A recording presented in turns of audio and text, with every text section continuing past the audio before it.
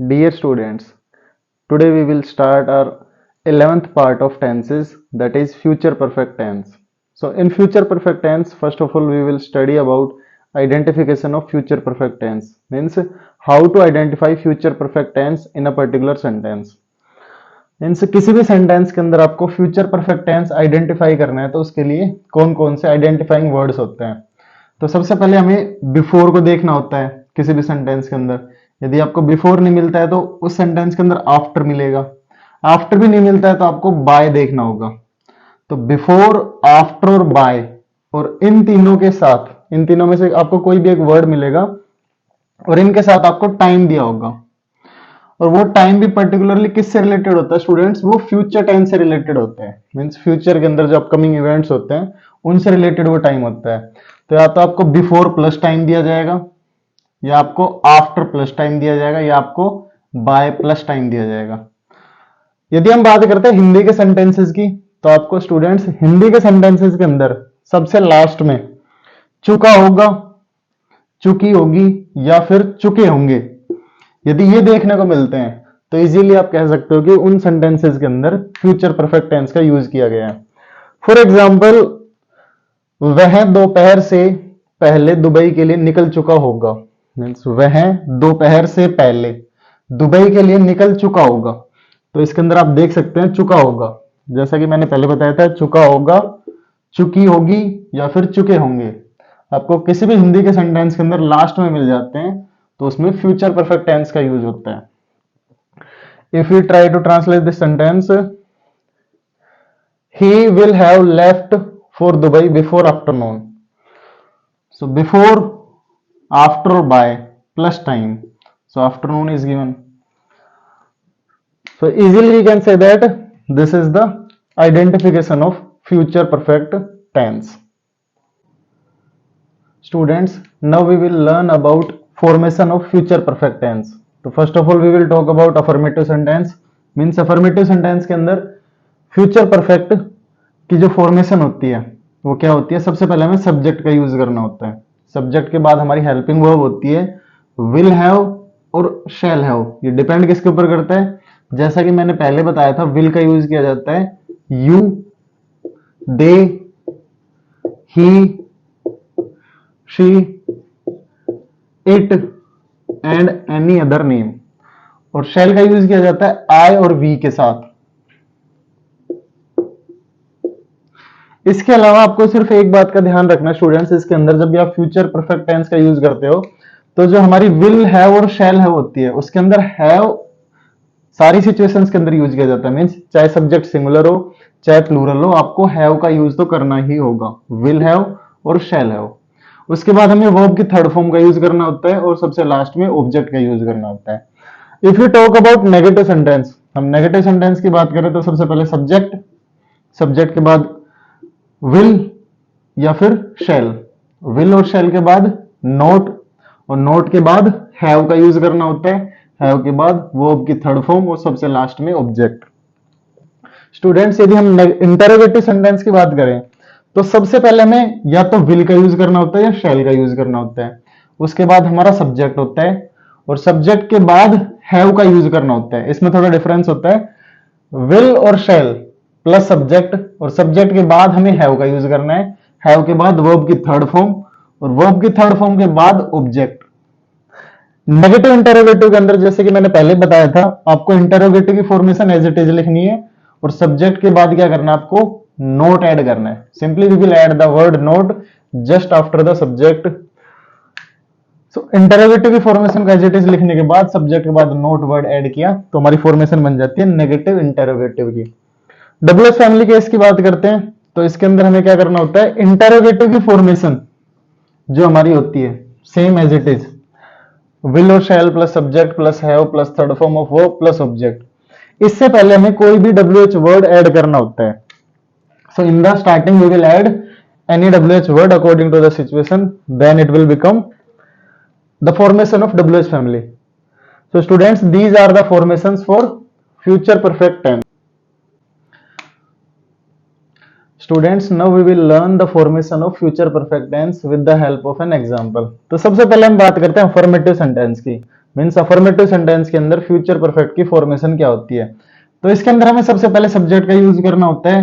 He will have left for Dubai before afternoon, means वो दोपहर से पहले दुबई के लिए निकल चुका होगा। तो इसमें सबसे पहले हमने सब्जेक्ट का यूज किया ही। तो याद रखना फ्यूचर परफेक्ट टेंस के अंदर सब्जेक्ट चाहे सिंगुलर केस के अंदर हो या प्लूरल केस के अंदर हो, तो हमें हैव ही यूज करना होता है, ना कि हैज। फ्यूचर परफेक्ट टेंस के अंदर हैज का यूज नहीं किया जाता, सिंपली हमें विल हैव और शैल हैव यूज करना होता है। जो हमारी हेल्पिंग वर्ब होती है विल हैव और शैल हैव। उसके बाद बात करते हैं नेगेटिव सेंटेंस की।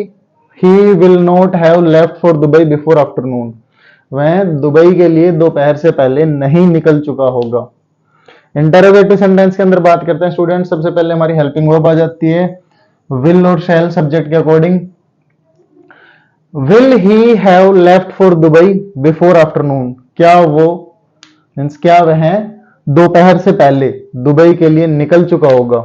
नेगेटिव इंटरोगेटिव सेंटेंस के अंदर बात करते हैं तो सिंपली हमें इंटरोगेटिव की फॉर्मेशन लिखनी है एज इट इज, सब्जेक्ट के बाद नोट ऐड करना होता है। Will he not have left for Dubai before afternoon, क्या वह दोपहर से पहले दुबई के लिए नहीं निकल चुका होगा। डब्ल्यूएच फैमिली केस के अंदर बात करते हैं, इंटरोगेटिव की फॉर्मेशन से पहले हमें क्या करना होता है, डब्ल्यूएच वर्ड ऐड करना होता है।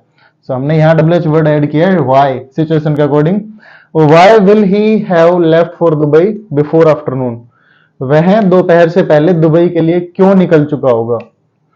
तो स्टूडेंट्स आपके माइंड के अंदर एक डाउट होगा, जैसा कि आप यूजुअली करते रहते हैं कि सर आप हमेशा कहते हो जब सब्जेक्ट सिंगुलर केस के अंदर होता है, so whenever the subject is in singular case we will use has in perfect tense, and whenever the subject is in plural case we will use have। जैसा कि हम बात करते हैं इंटरोगेटिव वाले सेंटेंस के अंदर, यहां हमने ही लिखा है तो सर ही के बाद तो आपको हैज का यूज करना चाहिए, लेकिन आपने यहाँ हैव यूज किया है, तो ये सेंटेंस तो गलत है।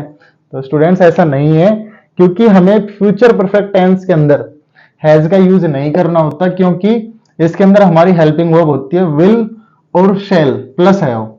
तो हमें या तो विल का यूज करना होता है या शैल का यूज करना होता है, और दोनों के साथ हमेशा हैव का यूज किया जाता है। So this is the formation of future perfect tense. Students, now we will learn the first rule of future tense. So according to this rule, if we are using future perfect tense in the first half of any sentence, so in the second half or in the rest of the case we will use present indefinite tense। Means यदि किसी भी sentence के starting के अंदर means पहले half portion के अंदर आपको फ्यूचर परफेक्ट टेंस दिया गया है, तो उसके बाद वाले हिस्से के अंदर आपको प्रेजेंट इंडेफिनिट टेंस का यूज करना होता है। मीन्स जो सेकंड हाफ सेंटेंस होता है उसके अंदर आपको प्रेजेंट इंडेफिनिट टेंस का यूज करना होगा। तो बेसिकली फॉर्मेशन क्या होती है हमारी, future perfect plus present indefinite. तो सबसे पहले हमें किसी भी सेंटेंस के अंदर स्टार्टिंग वाले पोर्शन के अंदर फ्यूचर परफेक्ट टेंस को आइडेंटिफाई करना होता है। I shall have watched this movie before my father arrives there. तो सबसे पहले आपको टेंस को आइडेंटिफाई करना है। बिफोर दिया हुआ है, बिफोर प्लस टाइम दिया हुआ है, तो परफेक्ट टेंस है, लेकिन ये नहीं पता कि परफेक्ट के अंदर किससे रिलेटेड है। तो विल और शैल सिंपली पता चल गया हमें फ्यूचर से रिलेटेड है। तो अब हम बात करते हैं फर्स्ट पोर्शन की। फर्स्ट पोर्शन के अंदर विल और shall plus have plus third form, formation के अकॉर्डिंग विल और shall plus have plus third form किसके अंदर यूज की जाती है, परफेक्ट टेंस के अंदर यूज की जाती है, वो भी फ्यूचर परफेक्ट टेंस के अंदर। तो हमने फर्स्ट पोर्शन के अंदर आइडेंटिफाई किया है क्या, फ्यूचर परफेक्ट टेंस। अब हमें सेकंड पोर्शन के अंदर देखना है कि कौन सा टेंस यूज किया गया है। This movie before my father arrives there, subject father, first form of verb plus s और ईएस। तो किस सेंटेंस के अंदर, किस टेंस के अंदर सब्जेक्ट के बाद फर्स्ट फॉर्म का यूज किया जाता है और एस और ईएस का यूज किया जाता है, सिंपली प्रेजेंट इंडेफिनिट टेंस के अंदर। तो इसके अंदर हमने प्रेजेंट इंडेफिनिट टेंस का यूज किया है।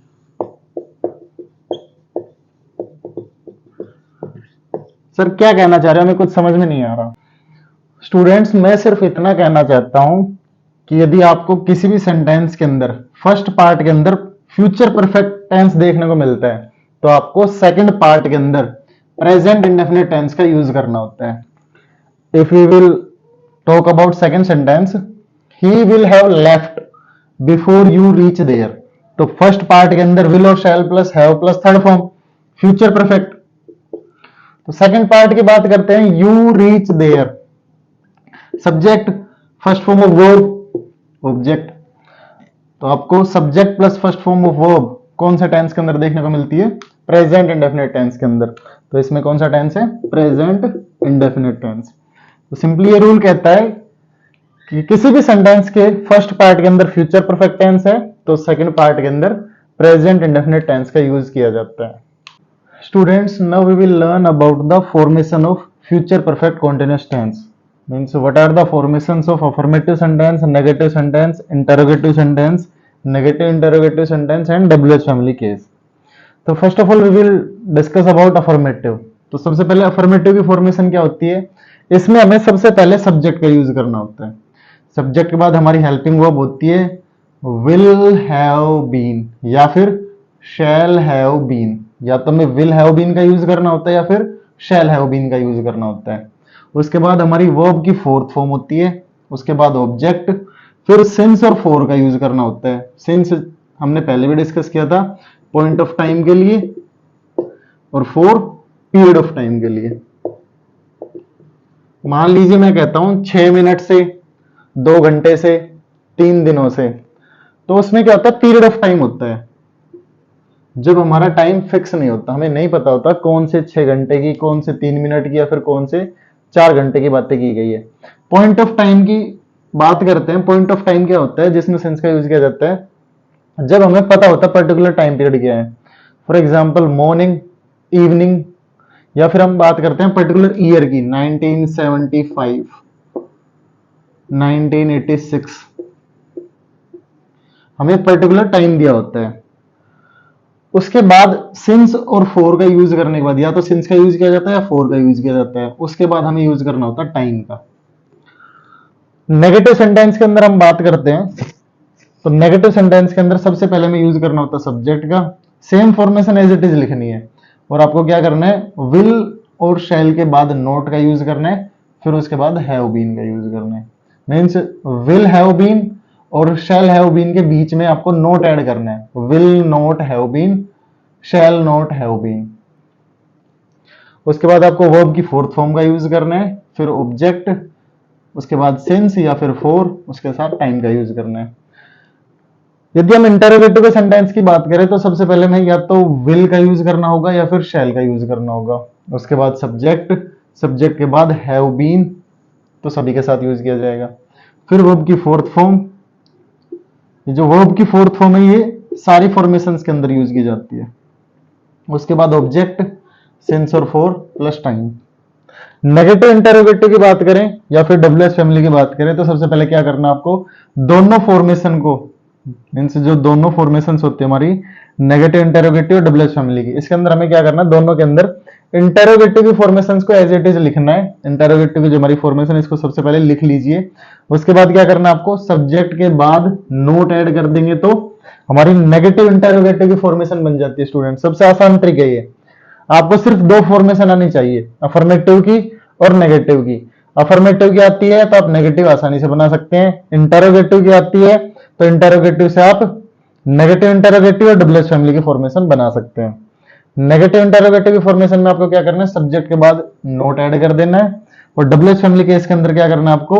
जो हमारी इंटरोगेटिव की फॉर्मेशन होती है इससे पहले सिर्फ डब्ल्यूएच वर्ड का यूज करना है. तो डब्ल्यूएच वर्ड प्लस विल और shall plus subject plus have plus been plus fourth form of verb plus object plus since और for plus time. So students, these are the formations in various sentences for future perfect continuous tense. Students, now we will understand the formation of future perfect continuous tense with the help of an example. Means अब हम जो हमारी formations होती है affirmative की, negative की, interrogative की और नेगेटिव इंटरोगेटिव की और डब्ल्यूएच फैमिली केस की, इन फॉर्मेशंस को हम एक एग्जांपल की हेल्प से समझने की कोशिश करते हैं. हमने एग्जाम्पल वही लिया जो स्टार्टिंग में मैंने डिस्कस किया था। He will have been playing football for 2 hours, वह 2 घंटे से फुटबॉल खेल रहा होगा। सब्जेक्ट चाहे सिंगुलर हो या प्लूरल हो, हेल्पिंग वर्ब यूज की जाती है विल हैव बीन या फिर शैल हैव बीन। वो डिपेंड करता है विल और शैल किसके साथ यूज किया जाता है।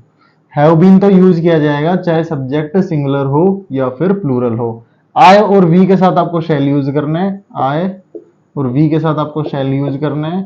बाकी जो सब्जेक्ट जितने भी है सबके साथ विल का यूज करना है। नेगेटिव की बात करते हैं, he will not have been playing football for 2 hours, वह 2 घंटे से फुटबॉल नहीं खेल रहा होगा। इंटरोगेटिव की बात करते हैं, will he have been playing football for 2 hours, 4 will be there, क्या वह 2 घंटे से फुटबॉल खेल रहा होगा। नेगेटिव इंटरोगेटिव की बात करते हैं, will he not have been playing football for 2 hours, तो क्या वह 2 घंटे से फुटबॉल नहीं खेल रहा होगा। सबसे लास्ट में हम डब्ल्यूएस फैमिली केस की बात करते हैं, where will he have been playing football for 2 hours, वह 2 घंटे से फुटबॉल कहां खेल रहा होगा। तो जैसा कि मैंने पहले बताया था, आपको सिर्फ 2 फॉर्मेशन याद करनी है, वो कौन कौन सी होती है, अफर्मेटिव की और इंटरोगेटिव की। हमने अफर्मेटिव की फॉर्मेशन को एज इट इज नेगेटिव में लिख दिया, सिंपली नोट वर्ड ऐड कर दिया, तो कौन सी फॉर्मेशन बन गई, नेगेटिव की। इंटरोगेटिव की फॉर्मेशन को 2 बार लिख दिया, नेगेटिव इंटरोगेटिव में सब्जेक्ट के बाद हमने नोट वर्ड ऐड कर दिया, सिंपली हमारी नेगेटिव इंटरोगेटिव की फॉर्मेशन बन गई। डब्ल्यूएच फैमिली केस के अंदर हमने क्या किया, इंटरोगेटिव की फॉर्मेशन को लिख लिया एज इट इज, और उससे पहले सबसे पहले स्टार्टिंग में सेंटेंस के स्टार्टिंग के अंदर हमने डब्ल्यूएच वर्ड को ऐड कर दिया, तो ये हमारी डब्ल्यूएच फैमिली की फॉर्मेशन बन जाती है। So students, these are the formations, examples and identification for future perfect continuous tense. So in the last, I want to say that if you want to attempt for more grammatical questions, so kindly pay a visit to my Telegram channel and the link is given in the description. So thanks a lot for watching the video.